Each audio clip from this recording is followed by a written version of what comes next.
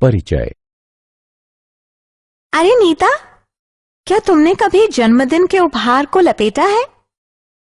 हाँ, कई बार। इसका अर्थ है कि तुमने बहुफलक के पृष्ठीय क्षेत्रफल को कागज से ढका है। और क्या तुमने स्वयं कभी गिलास से दूध उड़ेला है? हाँ। इसका अर्थ है कि तुमने गिलास के आयतन को द्रव से भरा है। तुम जो कह रही हो वो मैं समझ नहीं पा रही हूं। ये पृष्ठीय क्षेत्रफल और आयतन क्या होते हैं? पृष्ठीय क्षेत्रफल ठीक वही होता है जैसा कि सुनने में लग रहा है, किसी त्रिआयामी वस्तु के सभी बाह्य पृष्ठों का क्षेत्रफल। और आयतन किसी त्रिआयामी वस्तु के भीतर के स्थान को कहते हैं। आओ, इस विषय में मैं तुम्हें विस्तार से बताती हूँ। इस पाठ में तुम इन दोनों परिकल्पनाओं के संबंध में और अधिक जानोगे। साथ ही ये भी जानोगे कि ठोसों के संयोजन के पृष्ठीय क्षेत्रफल और आयतन की गणना कैसे करते हैं। उद्देश्य। इस पाठ के अंत में आप निम्न करने में सक्षम हो जाएंगे। किन्हीं दो आधारभूत ठोसों जैसे घनाभ, शंकु, बेलन, गोला व अर्धगोला के संयोजन से बनी वस्तु का पृष्ठीय क्षेत्रफल निकालना। किन्हीं दो आधारभूत ठोसों के संयोजन से बनी वस्तु का आयतन निकालना। किसी समवृत्ताकार शंकु के छिन्नक को परिभाषित करना। किसी शंकु के छिन्नक का आयतन ज्ञात करना। किसी शंकु के छिन्नक का वक्र पृष्ठीय क्षेत्रफल ज्ञात करना। किसी शंकु के छिन्नक का कुल पृष्ठीय क्षेत्रफल ज्ञात करना। ठोसों का संयोजन। छात्रों, इन ठोसों को देखिए। ये ठोस दो या अधिक ठोसों से बने हैं। यहां हम स्पष्ट देख सकते हैं कि सर्कस का तंबू शंकु व बेलन का संयोजन होता है। लट्टू अर्धगोले व शंकु का संयोजन होता है और परख नली अर्धगोले व बेलन का संयोजन होती है। इसी प्रकार अपने दैनिक जीवन में हम ऐसी अनेक वस्तुएं देखते हैं, जैसे खिलौने, वाहन, पात्र, औजार इत्यादि, जो दो या अधिक ठोसों का संयोजन होती हैं। आइए उनके पृष्ठीय क्षेत्रफल एवं आयतन ज्ञात करना सीखते हैं। ठोसों के संयोजन का पृष्ठीय क्षेत्रफल। ठोसों के संयोजन से बने ठोस का पृष्ठीय क्षेत्रफल ज्ञात करने के लिए हम उसे छोटे छोटे ठोसों में विभाजित कर देते हैं और फिर प्रत्येक ठोस का वक्र पृष्ठीय क्षेत्रफल ज्ञात करते हैं। फिर उन सब वक्र पृष्ठीय क्षेत्रफलों को जोड़कर संपूर्ण ठोस का पृष्ठीय क्षेत्रफल ज्ञात कर लेते हैं। उदाहरणार्थ, इस खिलौने को देखो। यह खिलौना एक शंकु और एक अर्धगोले का संयोजन है। इस खिलौने का पृष्ठीय क्षेत्रफल ज्ञात करने के लिए हम शंकु एवं अर्धगोले के वक्र पृष्ठीय क्षेत्रफल ज्ञात करेंगे। अथवा हम ये भी कह सकते हैं कि किसी खिलौने का कुल पृष्ठीय क्षेत्रफल शंकु के वक्र पृष्ठीय क्षेत्रफल तथा अर्धगोले के वक्र पृष्ठीय क्षेत्रफल के योग के बराबर होगा। ठोसों के संयोजन से बने ठोस का पृष्ठीय क्षेत्रफल ज्ञात करने के लिए आइए कुछ उदाहरणों को हल करते हैं। उदाहरण, एक ठोस खिलौना एक समवृत्ताकार शंकु द्वारा आच्छादित अर्धगोले के रूप में है। यदि शंकु की ऊंचाई 4 सेंटीमीटर एवं आधार का व्यास 6 सेंटीमीटर है तो खिलौने का पृष्ठीय क्षेत्रफल ज्ञात कीजिए। आइए इसे हल करते हैं। हमें शंकु की ऊंचाई दी गई है जो कि 4 सेंटीमीटर है और आधार का व्यास 6 सेंटीमीटर है। चूंकि आधार का व्यास 6 सेंटीमीटर है, अतः शंकु की त्रिज्या r आधार के व्यास की आधी अर्थात 3 सेंटीमीटर होगी। अर्धगोले की त्रिज्या भी 3 सेंटीमीटर है। अब खिलौने का पृष्ठीय क्षेत्रफल ज्ञात करने के लिए हमें शंकु का वक्र पृष्ठीय क्षेत्रफल तथा अर्धगोले का वक्र पृष्ठीय क्षेत्रफल ज्ञात करना होगा। शंकु का वक्र पृष्ठीय क्षेत्रफल पाई आर एल होता है, अतः अब हमें एल त्रियक ऊंचाई का मान ज्ञात करना है। हम जानते हैं कि त्रियक ऊंचाई एल बराबर वर्गमूल h वर्ग जमा r वर्ग के होता है, अतः इसकी गणना करने पर हमें 5 सेंटीमीटर प्राप्त होगा।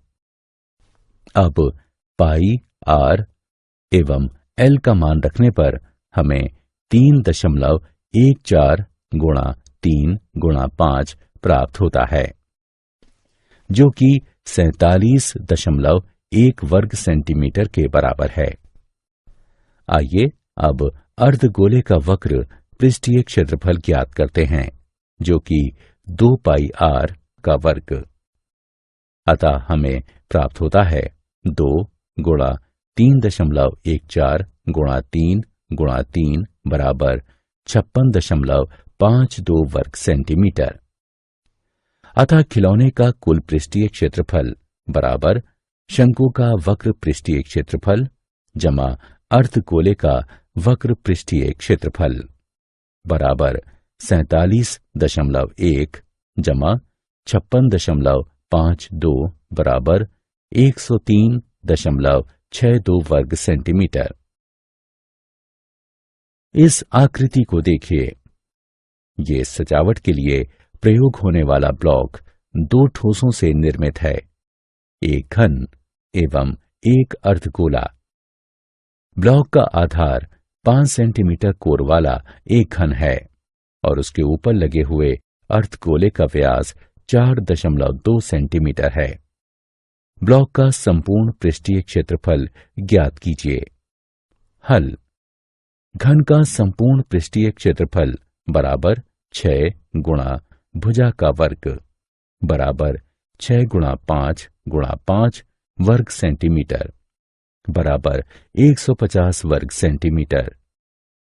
हम देख सकते हैं कि पृष्ठीय क्षेत्रफल में घन का वह भाग सम्मिलित नहीं किया गया है जिस पर अर्धगोला अध्यारोपित है।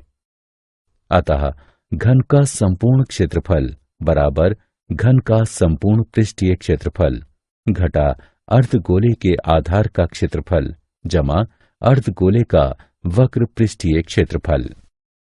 सभी के मानों को रखकर और उनकी गणना करने पर हमें 163.86 वर्ग सेंटीमीटर प्राप्त होता है। ठोसों के संयोजन का आयतन। जब हम ठोसों के संयोजन पर दृष्टिपात करते हैं तो क्षमता ज्ञात करने की समस्या उत्पन्न होती है। ऐसे किसी ठोस का आयतन ज्ञात करने के लिए हम उसे छोटे छोटे ठोसों में तोड़ लेते हैं और फिर प्रत्येक ठोस का आयतन ज्ञात करते हैं। फिर प्राप्त आयतनों का योग करके संपूर्ण ठोस का आयतन ज्ञात कर लेते हैं। इस आइसक्रीम कोन को देखिए। यह एक शंकु एवं एक अर्धगोले का संयोजन है। इसका आयतन ज्ञात करने के लिए हम शंकु एवं अर्धगोले के आयतन ज्ञात करेंगे और फिर उन आयतनों का योग कर देंगे। या फिर हम इसको ऐसे भी लिख सकते हैं कि किसी आइसक्रीम कोन का आयतन शंकु व अर्धगोले के आयतनों के योग के बराबर होता है। इस संबंध में और अधिक समझने के लिए आइए एक उदाहरण हल करते हैं। उदाहरण। एक लौह स्तंभ लंब वृत्ताकार बेलन व लंब वृत्ताकार शंकु का संयोजन है। बेलन व शंकु दोनों ही के आधार की त्रिज्या 8 सेंटीमीटर है। बेलनाकार भाग 240 सेंटीमीटर ऊंचा है तथा शंक्वाकार भाग 36 सेंटीमीटर ऊंचा है। स्तंभ का भार ज्ञात कीजिए। यदि 1 घन सेंटीमीटर लोहे का भार 3.9 ग्राम हो। हल, मान लीजिए R बराबर बेलन की त्रिज्या, शंकु की त्रिज्या, H बराबर बेलन की ऊंचाई, H1 बराबर शंकु की ऊंचाई। हम जानते हैं कि स्तंभ का संपूर्ण आयतन बेलन व शंकु के आयतनों के योग के बराबर होता है। अतः संपूर्ण आयतन बराबर पाई आर का वर्ग H जमा 1/3 पाई आर का वर्ग H1 बराबर पाई आर का वर्ग गुणा H जमा 1/3 H1। इसे हल करने से हमें संपूर्ण आयतन प्राप्त हो जाता है, जो कि 50,688 घन सेंटीमीटर है। अब स्तंभ का कुल भार बराबर ठोस का आयतन गुणे भार प्रति घन सेंटीमीटर। यह है 1,97683.2 ग्राम अथवा 197.6832 किलोग्राम होगा। किसी ठोस का एक आकार से दूसरे आकार में रूपांतरण। जब हम तरबूज को फांकों में काटते हैं, तब हम किसी ठोस आकार को अन्य ठोस आकारों में रूपांतरित कर रहे होते हैं। फांकों के माप एवं आकार से हटकर एक तथ्य है, जो कि सारी प्रक्रिया को भलीभांति व्यक्त करता है। सभी फांकों का संयुक्त आयतन वास्तविक तरबूज के आयतन के ठीक बराबर होता है। जब हम किसी दिए गए आकार के ठोस को किसी अन्य आकार में रूपांतरित करते हैं, पृष्ठीय क्षेत्रफल साधारणतया परिवर्तित हो जाता है, यद्यपि आयतन वही बना रहता है। इसी प्रकार ब्रेड को फांकों में काटे जाने के मामले में हम किसी ठोस आकार को किसी अन्य ठोस आकार में रूपांतरित करते हैं। सभी फांकों का कुल आयतन वास्तविक वस्तु के आयतन के ठीक बराबर होता है। उदाहरण, 24 सेंटीमीटर ऊंचाई व 6 सेंटीमीटर आधार त्रिज्या वाला एक शंकु मॉडल बनाने वाली मिट्टी से बना है। एक बच्चा उसे गोले के आकार में परिवर्तित कर देता है। गोले की त्रिज्या ज्ञात कीजिए। हल, हम जानते हैं कि शंकु का आयतन 1/3 पाई आर का वर्ग H होता है। अतः ये 1/3 गुणा पाई गुणा 6 गुणा 6 गुणा 21 घन सेंटीमीटर के। यदि गोले की त्रिज्या R है, तो उसका आयतन 4/3 पाई आर घन होगा। क्योंकि शंकु एवं गोले दोनों ही प्रकार के आकारों में मिट्टी का आयतन समान रहता है, हमारे पास 4/3 गुणे पाई गुणा आर का घन बराबर 1/3 गुणे पाई गुणे 6 गुणे 6 गुणे 24 है, जो कि आर का घन बराबर 3 गुणे 3 गुणे 24 बराबर 3 का घन गुणे 2 का घन है। अतः R बराबर 3 गुणा 2 बराबर 6। अतः गोले की त्रिज्या 6 सेंटीमीटर होगी। मूल्यांकन। आगे बढ़ने से पूर्व आइए देखते हैं कि आपने कितना सीखा है। सही विकल्प पर क्लिक कीजिए। शंकु का छिन्नक। यदि एक लंब वृत्तीय शंकु उसके आधार के समांतर एक तल द्वारा काटा जाता है, तो काटे जाने वाले तल एवं शंकु के आधार के मध्य का भाग शंकु का छिन्नक कहलाता है। शंकु के छिन्नक के सूत्र नीचे दिए गए हैं। शंकु के छिन्नक का आयतन बराबर 1/3 पाई H R1 का वर्ग जमा R2 का वर्ग जमा R1 R2। शंकु के छिन्नक का वक्र पृष्ठीय क्षेत्रफल बराबर है पाई L गुणा R1 जमा R2 के, जहां L बराबर है वर्गमूल h वर्ग जमा r 1 घटा r 2 के वर्ग के। शंकु के छिन्नक का संपूर्ण पृष्ठीय क्षेत्रफल बराबर पाई l r1 जमा r2 जमा पाई r1 का वर्ग जमा r2 का वर्ग। अगले स्क्रीन में हम इन सूत्रों का प्रयोग करके शंकु के छिन्नक का आयतन एवं पृष्ठीय क्षेत्रफल ज्ञात करेंगे।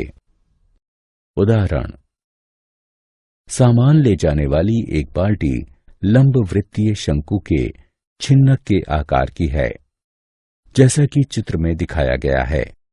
बाल्टी का आयतन व संपूर्ण पृष्ठीय क्षेत्रफल ज्ञात कीजिए। हल। हम जानते हैं कि त्रियक ऊंचाई L बराबर वर्गमूल h का वर्ग जमा r का वर्ग, अतः हल करने पर हमें त्रियक ऊंचाई 17 सेंटीमीटर प्राप्त होगी। साथ ही किनारे का पृष्ठीय क्षेत्रफल ये होगा। मान रखने पर हमें किनारे का पृष्ठीय क्षेत्रफल 670 वर्ग सेंटीमीटर प्राप्त होता है। अतः आधार का क्षेत्रफल ये होगा। ये 177 व 79 के योग के बराबर है। अतः संपूर्ण पृष्ठीय क्षेत्रफल ये होगा। इससे हमें 926 वर्ग सेंटीमीटर प्राप्त होता है। अब हम जानते हैं कि शंकु के छिन्नक का आयतन ये होता है। मान रखकर हल करने पर हमें 2114 घन सेंटीमीटर आयतन प्राप्त होता है। मूल्यांकन। आगे बढ़ने से पूर्व आइए देखते हैं कि आपने कितना सीखा है। सही विकल्प पर क्लिक कीजिए। क्या आप जानते हैं फ्रस्टम एक लैटिन शब्द है जिसका अर्थ है काटा हुआ टुकड़ा और इसका बहुवचन फ्रस्टा है। साधारणतः जब हम कहते हैं बेलन तो हमारा आशय वृत्तीय बेलन से होता है, परंतु अंडाकार बेलन भी होते हैं, जैसे कि इस प्रकार। इसके अतिरिक्त अपरिचित बेलन भी हो सकते हैं। यदि अनुप्रस्थ काट वक्रीय है और एक सिरे से दूसरे सिरे तक एक समान है, तब भी वह एक बेलन होगा। सभी आकारों में आयतन के लिए गोले का पृष्ठीय क्षेत्रफल सबसे कम होता है, या दूसरी तरह से कहें तो इसका स्थिर पृष्ठीय क्षेत्रफल के लिए आयतन सर्वाधिक हो सकता है। सारांश। आइए हमने जो कुछ सीखा है उसे संक्षेप में दोहराएं। ठोसों के संयोजन से निर्मित ठोस का पृष्ठीय क्षेत्रफल ज्ञात करने के लिए हम उसे छोटे छोटे ठोसों में विभाजित कर देते हैं और फिर प्रत्येक ठोस का वक्र पृष्ठीय क्षेत्रफल ज्ञात करते हैं और फिर उन सब वक्र पृष्ठीय क्षेत्रफलों को जोड़कर संपूर्ण ठोस का पृष्ठीय क्षेत्रफल ज्ञात कर लेते हैं। ठोसों के संयोजन से निर्मित ठोस का आयतन ज्ञात करने के लिए हम उसे छोटे छोटे ठोसों में तोड़ लेते हैं और फिर प्रत्येक ठोस का आयतन ज्ञात करते हैं। फिर प्राप्त आयतनों का योग करके संपूर्ण ठोस का आयतन ज्ञात कर लेते हैं। एक दिया गया लंब वृत्तीय शंकु यदि आधार के समांतर एक तल द्वारा काटा जाता है तो काटे जाने वाले तल एवं शंकु के आधार के मध्य का भाग शंकु का छिन्नक कहलाता है। शंकु के छिन्नक से संबंधित सूत्र इस प्रकार हैं। शंकु के छिन्नक का आयतन ये है। शंकु के छिन्नक का वक्र पृष्ठीय क्षेत्रफल ये है। शंकु के छिन्नक का संपूर्ण पृष्ठीय क्षेत्रफल ये है।